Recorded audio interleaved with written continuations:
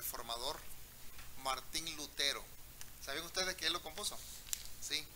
Martín Lutero compuso ese canto y él era el vivo ejemplo, es el vivo ejemplo de aquel ser, de aquella persona que hace de Cristo su amigo.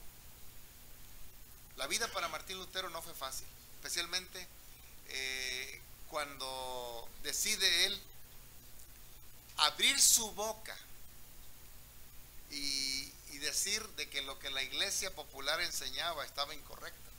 Eso fue fatal, incluso a tal grado de que la iglesia intentaron en algún momento destruirlo, matarlo, pero él sabía de que aquel en el que él creía era su castillo fuerte y que aunque el enemigo quisiera destruirlo, no iba a poder porque Dios estaba con él.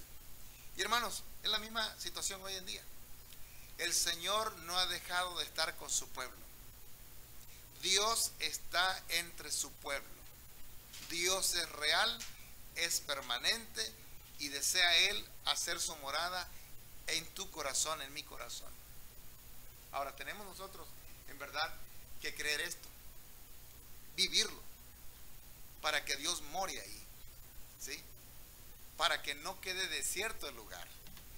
Fíjense que esta mañana vamos a hablar acerca de la permanencia que Dios quiere tener en nuestro corazón, en nuestra vida. Se cuenta por ahí que durante la Segunda Guerra Mundial, durante los bombardeos que estaban bien fuertes, una niña y su papá fueron a esconderse a un lugar donde las bombas, los cañonazos no pudieran tocar el lugar donde ellos estaban. Y era un albergue, estaba mucha gente reunida ahí y a la niña la pusieron en cierto lugar y todo, apagaron las luces. Mientras afuera tronaba, pero horrible eso. Y el papá puso a la niña en su lugar, en su camita, y él se fue a otro lugar. Y la niña quería conciliar el sueño. Pero cuando justo estaba cerrando los ojos, ¡pum!, tronaba y la niña se despertaba espantada. Y la niña le gritaba al papá: papá, ¿estás ahí? Y el papá le decía: sí, hija, estoy ahí, estoy aquí. Nuevamente la niña se quedaba pensando en eso. Y al ratito, ¡pum!, otra vez el tremendo golpe de las bombas que caían. La niña comenzaba a gritar: papá, ¿estás ahí? Sí, hija, duérmate tranquila, estoy aquí. Varias veces. Y claro que golpe tras golpe era imposible poder olvidar de que una de esas bombas días atrás había matado a su mamá. Así que eso no era fácil. Hasta que llegó el momento en que la niña dice: papá, sí me voy a dormir,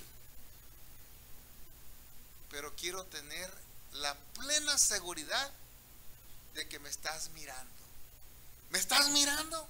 Sí, hija, aunque está oscuro, yo tengo mis ojos puestos en ti, te estoy mirando.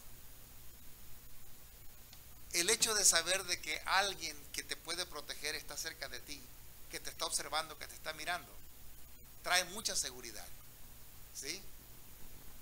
Tú puedes ver a un pequeño como el bebé que tenemos aquí en la iglesia. Si ve que el abuelo o la mamá están mirándolo, están cerca de ahí, él está tranquilo.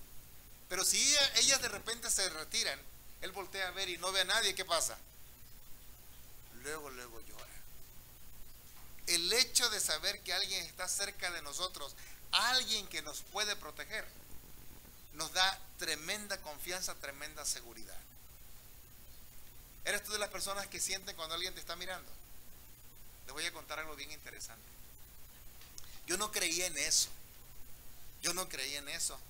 Y mi esposa dice: yo siento cuando alguien me está mirando. Y yo de juego le digo: ¿que eres bruja o qué? Una noche quise experimentar eso. Me levanté al baño, me acosté y volteé a verla y la estuve mirando ahí. Y ahí, fíjense qué cosa. Estaba ella bien dormida porque estaba roncando, tirando baba ahí. Y yo mirándola así, en lo oscuro, pero yo mirándola con mis ojos puestos en ella. Y de repente ella hace, "Ah, ¿qué quieres?". Oye, dije yo, no, pues sí, en verdad. Y ya un par de veces lo he hecho. Un día estaba yo parado y entonces ella estaba bien dormidita y me le quedo mirando. ¿Por qué me estás mirando así? Me dice. Ay, dije yo, no la vuelvo a mirar porque sí siente la mirada. No es bruja. Fíjense, el hecho de saber que alguien está cerca de ti, especialmente alguien en quien tú confías, debe de darte la plena seguridad, la confianza de que vas a estar bien. Y en la Biblia me llama la atención que desde el momento en que tú empiezas a hojear la Biblia, a leerla, hasta la última página también encuentras que Dios tiene un interés de estar con su pueblo. Los llevo a ese texto de Génesis, al texto de Génesis capítulo 3. Siempre es interesante poder investigar un poquito acerca de este texto. Capítulo 3 de Éxodo. Genesis chapter 3, verse 22, 23 and 24. Miren, Adán y Eva habían pecado. Como resultado del pecado, tuvieron que salir del huerto del Edén, ¿sí? Y Dios les había dicho a Adán y Eva, ¿saben qué? No coman del árbol, porque el día que de él comieren, ciertamente que morirán.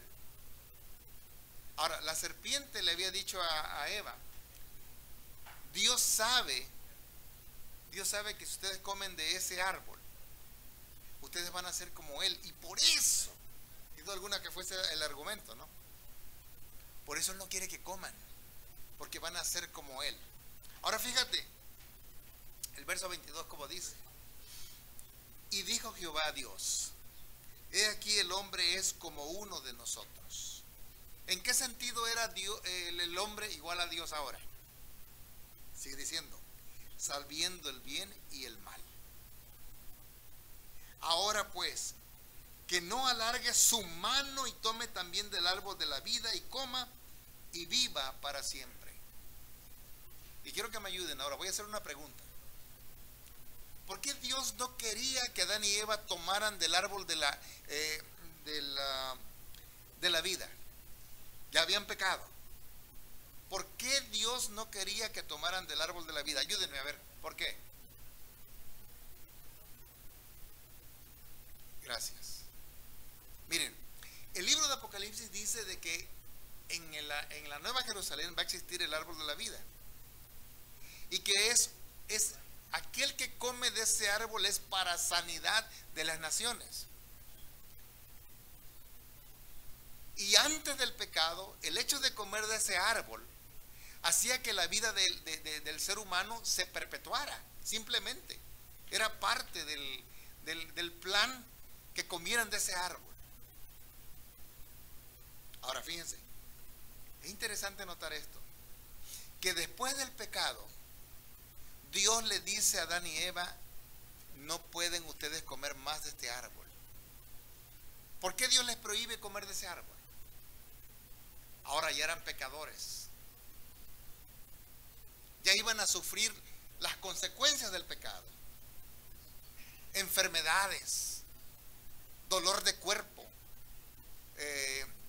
Y ahora que ya uno entra a los 50 años, ¿verdad? Dicen que a partir de los 30 el cuerpo comienza a degenerarse, ¿sí? A sufrir un desgaste. Y tú lo puedes notar. Las personas que un día fueron atléticas, que tuvieron un cuerpo así de Arnold, ¿verdad? De Arnold Schwarzenegger. O aquellas chicas que tenían el cuerpo de Barbie, de repente se dan cuenta de que pasando los 30, por más que quieren mantenerse igual, el metabolismo no es el mismo. Es lógico. De ahí que uno tiene que luchar con esas libritas, ¿verdad? Estar tratando de mantenerlo, el peso. Pues bien, ahora fíjense, junto con el cambio del metabolismo, también vienen enfermedades ya propias de la edad, el desgaste. Ahora, ¿hay alguien aquí que tenga una condición degenerativa, algún problema en el cuerpo que hace que sufra? ¿Sí? ¿Ah? La edad. Decía por ahí un hermano la enfermedad del titi. Le digo, ¿qué es eso, hermano? Del titipuchal de años que tiene uno ya, dice. ¿Sí?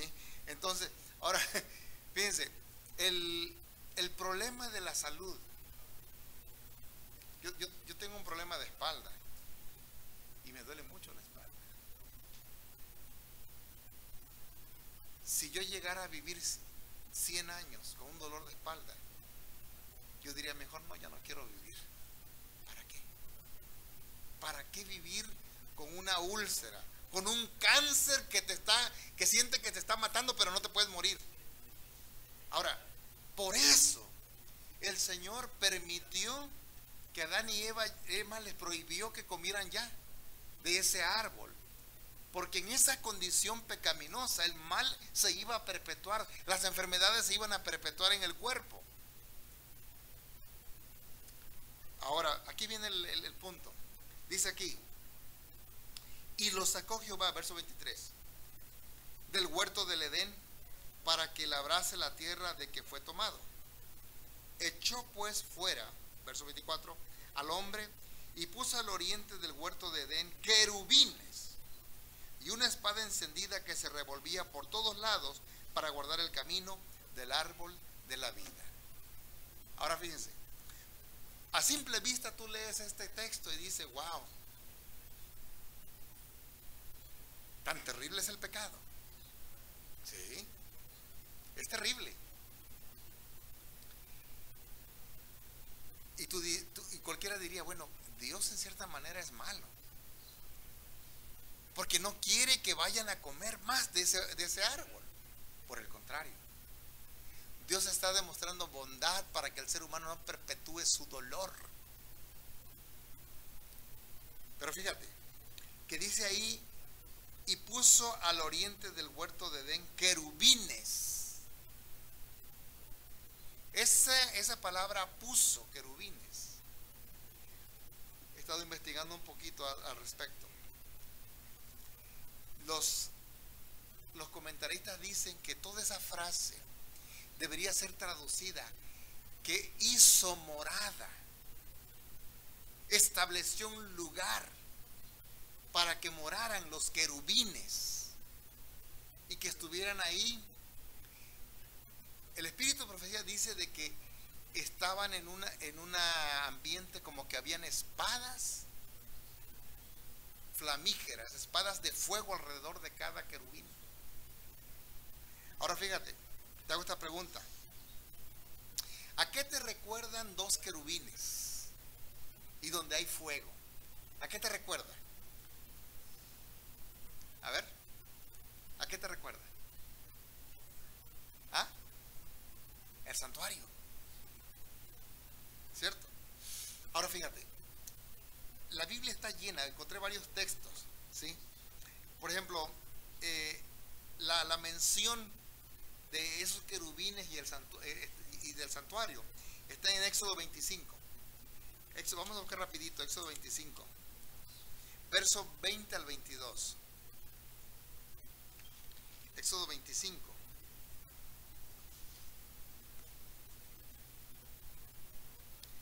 El 22 dice, y los querubines extenderán por encima las alas, cubriendo con sus alas el propiciatorio, su rostro el uno frente del otro, mirando el propiciatorio de los rostros de los querubines.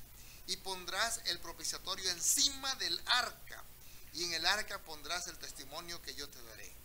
Y de allí me declararé a ti y hablaré contigo sobre el propiciatorio. De entre los dos querubines que están sobre el arca del testimonio, todo lo que yo te mandare para los hijos de Israel. Hermanos, ahí se aparecía una lucecita, un fuego, entre esos querubines.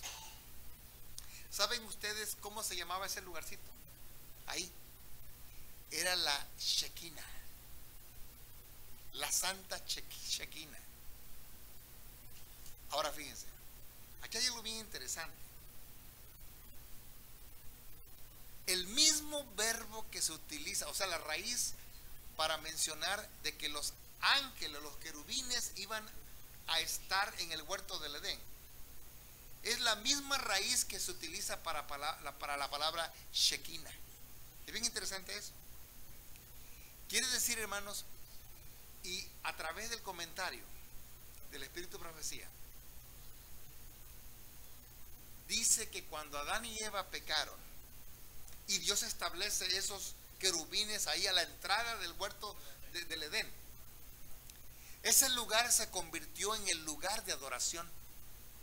Adán y Eva y sus hijos venían y se paraban enfrente de la entrada del huerto del Edén, ahí donde estaban los ángeles con esa espada, con ese fuego. Esa era la manifestación de Dios, la presencia de Dios con su pueblo. Y venían todos los días, y especialmente el día de adoración, el sábado, venían y adoraban a Dios ahí, porque la presencia de Dios estaba con su pueblo. Ahora, lejos de ser un lugar de condenación, ese lugar era el lugar donde el pueblo, donde Adán, Eva y sus hijos, sus descendientes, encontraban que la presencia de Dios quería estar con ellos. Cualquiera diría, ay, no van a entrar porque cualquiera que entre, el ángel va a darle un tremendo espadazo y le va a volar la cabeza al que quiera pasar. Por el contrario, Dios quería resguardarlos de que vivieran perpetuamente pecadores. Dios quería morar con ellos. Y a través de diferentes textos encontramos nosotros de que en verdad Dios deseaba morar ahí con su pueblo. Me llama la atención algo. Fíjense, estos querubines eran reales, ¿sí? Los querubines que estaban a la entrada del huerto del Edén. Pero en el santuario, de acuerdo a lo que dice el texto, era simplemente una estatua que representaba algo que es real en el cielo. Ahora fíjense, por ejemplo, en Isaías, en Salmos, encontramos nosotros, por ejemplo, leemos el Salmo 99.1, rapidito lo buscamos. Salmo 99.1.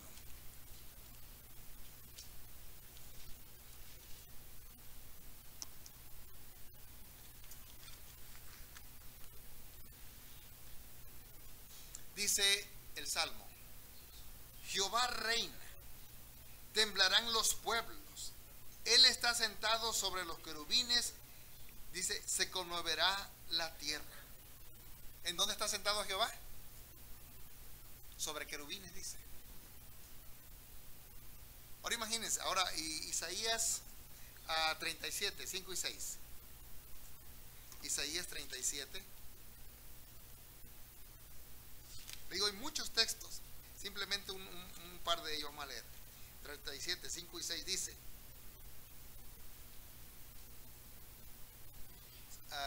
sí, Isaías 37, 5 y 6.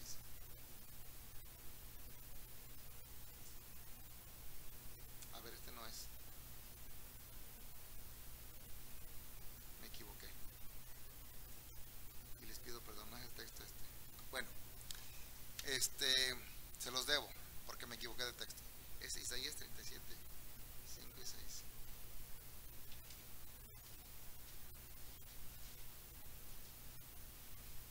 Bueno, el texto dice, ¿verdad?, que Dios habita entre querubines, que Dios está con querubines. Ahora, esto me hace recordar algo, hermanos, porque cuando tú vas al libro de Ezequiel, capítulo 28 y verso 14, ahí encontramos una alusión bien interesante a alguien que un día fue un querubín que estuvo cerca de Dios. Ahora sí, buscamos Ezequiel 28:14, y ese sí es real. ¿Sí? Ezequiel 28:14.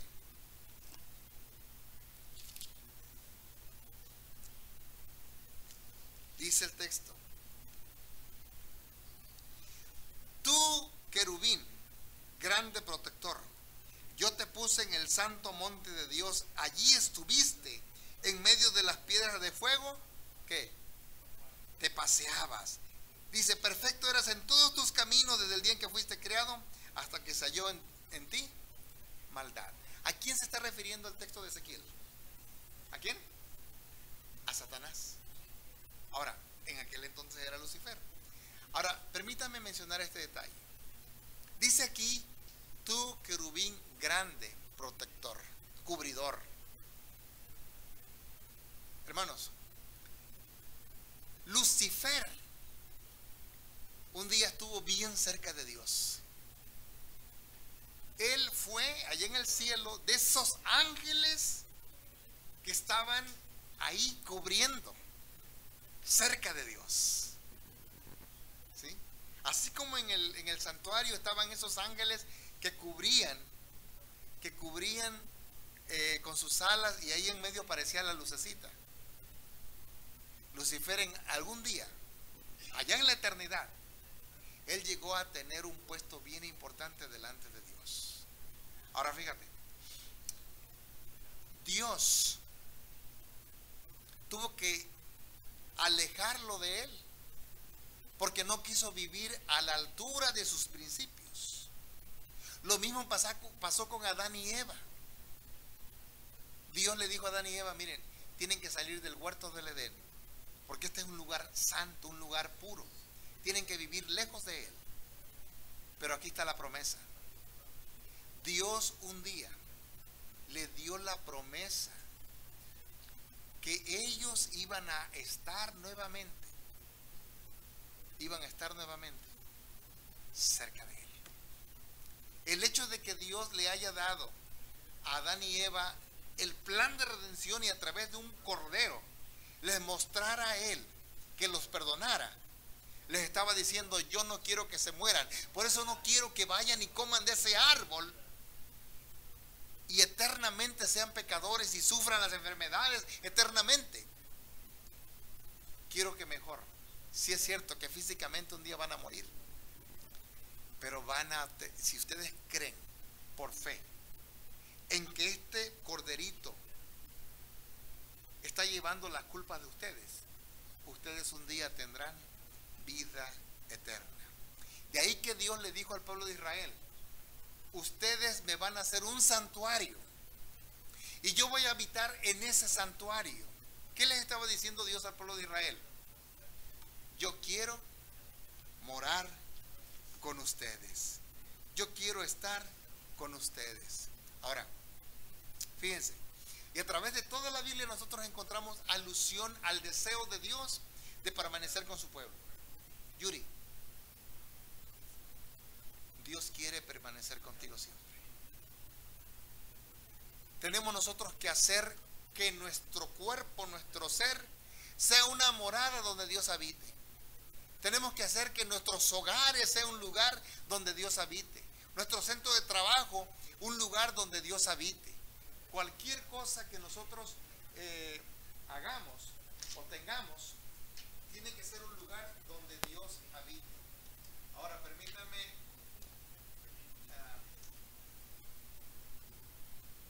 permítame mencionar este detalle. En San Juan, en el capítulo 1, verso 14, encontramos cómo Jesús condesciende con el ser humano. San Juan 1, verso 14.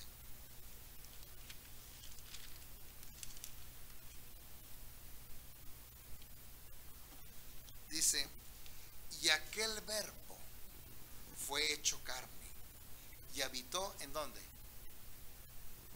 Entre nosotros. Y vimos su gloria, gloria como del unigénito del Padre, lleno de gracia y de verdad.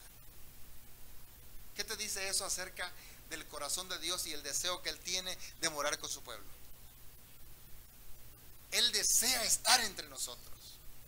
¿Tú te puedes imaginar a Cristo despojándose de todo lo que Él tenía? ¿Sí? Y no ser igual a Dios. Es decir, no pretender ser igual a Dios, al contrario, se hizo humano. San Pablo dice que en él habitó la divinidad corporalmente. En Cristo habitó la divinidad. Pero ahora fíjate, Cristo deseó habitar con su pueblo, quiso habitar con ellos y se quedó vestido de humanidad. ¿Sabías tú que en la eternidad, el día que lleguemos a la eternidad y contemplemos el rostro de Jesús, su rostro va a ser como el de un humano, su cuerpo como el de un humano, claro que ya vestido de gloria? Por eso cuando él murió le dijo a María Magdalena: no me toques porque no he subido al Padre. ¿Sí? Ahora cuando aparece ya después a los discípulos, ya era un cuerpo glorificado. No era un fantasma. Era un cuerpo glorificado que podía atravesar paredes, pero no era fantasma. Ya era un cuerpo glorificado.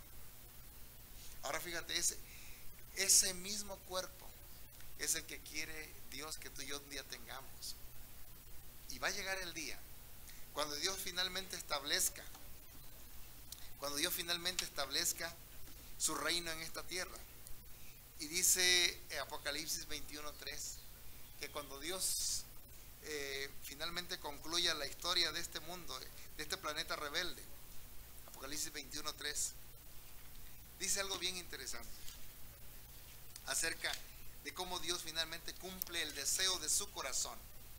Dice: y oí una gran voz del cielo que decía: he aquí el tabernáculo de Dios con los hombres, y Él morará con ellos, y ellos serán su pueblo, y Dios mismo estará con ellos como su Dios.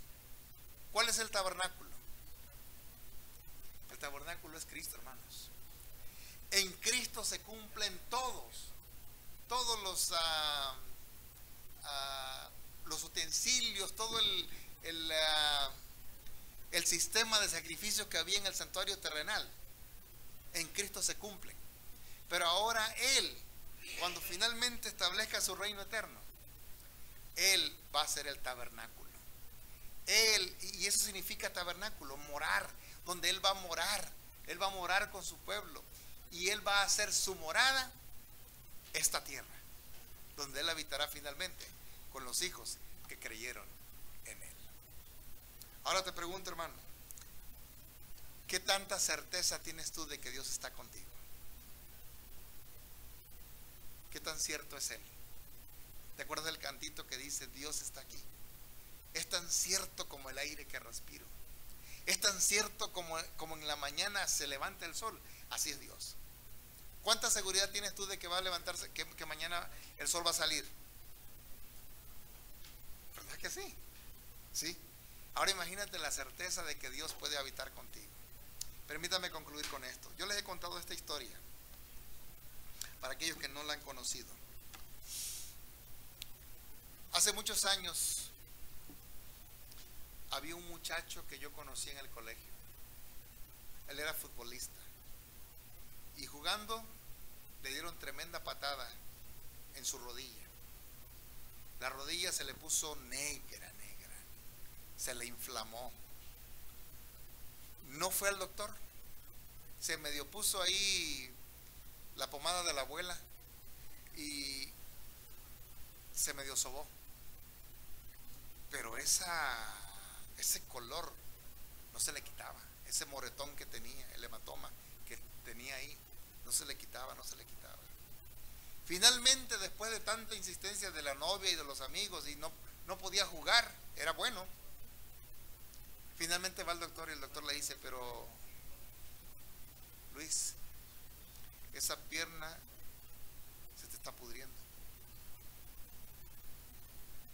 tienes gangrena, te la vamos a cortar. Y le cortaron la pierna.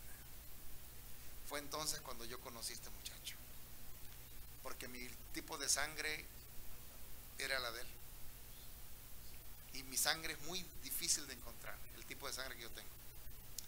Así que fui y doné mi sangre, platicando con él varias veces durante el tiempo que estuvo ahí, ¿verdad? Lo visité. Esto fue rapidito. A los 3 meses le estaban cortando la otra pierna. El cáncer le había pasado a la otra pierna. Él hacía unos meses atrás se había casado. Su esposa estaba esperando a su primer bebé. Él era un muchacho estudiante ahí todavía. Y fui a visitarlo varias veces ahora a su casa, donde ya el doctor le había dicho, ya, nada más espera simplemente el día de tu muerte porque vas a morir. Cada vez que yo iba, siempre la pensaba para poder entrar cuando le iba a ver a su casa. Decía yo, qué tristeza. Un muchacho tan joven, con el deseo de conocer a su niño, su niña, lo que iba a hacer, y no la va a conocer, no va a vivir con ella. Y recuerdo una de esas veces que ya prácticamente eran las despedidas con Luis. Y él me dijo, Eduardo, no te entristezcas. Si te preocupas por mí, dice, deja de preocuparte por mí. Preocúpate por ti, me dijo. Porque yo, así como estoy, dice, imposibilitado, tengo la plena seguridad de que Dios está conmigo. Yo, dice, sé que voy a morir, tal vez mañana, pasado mañana, pero yo sé que Dios no me está abandonando. Hoy, dice, me siento tan cerca de Él como nunca lo había sentido en toda mi vida. Y quiero decirte que para mí Dios es real. Así que si muero mañana, cuando sea, para mí va a ser una bendición, porque sé que la próxima vez que abra mis ojos va a ser para contemplar el rostro de mi Salvador. Por lo tanto, me decía él, preocúpate por ti, de que estés en paz con Dios, tal como yo lo estoy hoy. Efectivamente, esa semana Luis murió, tristemente murió. No conoció a su niña. A los 2 días de él haber muerto, nació su niña. Algo que aprendí de Luis es que Dios es un ser real. Real. Podía ver en su corazón la paz que gozan aquellos que han tenido una experiencia cercana con Dios, que han permitido que Él viva en su corazón, que haga una morada a Él y que viva para siempre. Querido hermano y amigo, Dios quiere morar con nosotros y Dios quiere que nos preparemos nosotros, porque Él quiere llevarnos a la eternidad. ¿Cuántos quisieran un día morar con Cristo? ¿Sabes? Para que un día llegues a morar con Cristo en el cielo, permítele entonces que Él haga una morada en tu corazón hoy. ¿Cuántos quieren darle su corazón a Jesús? ¿Cuántos quieren decirle, Señor, yo quiero que vivas en mí hoy? Vamos a cantar este canto puestos de pie, con ánimo, con gozo. Cantemos este canto.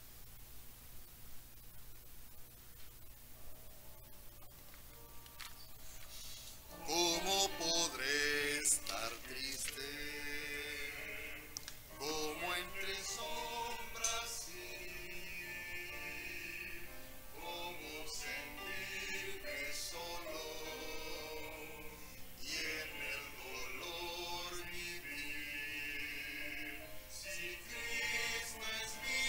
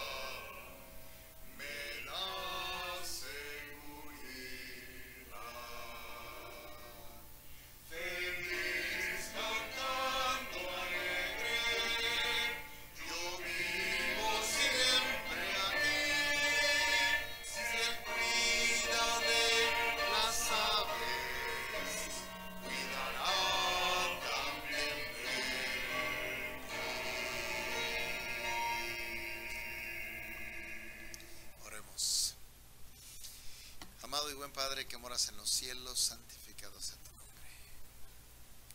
Gracias te damos, Señor, porque desde el Edén tú nos revelas, Señor, la intención que tienes de querer morar con tu pueblo, con el ser humano pecador, y tienes el deseo de que un día vuelva nuevamente a disfrutar de esa eternidad que un día perdió.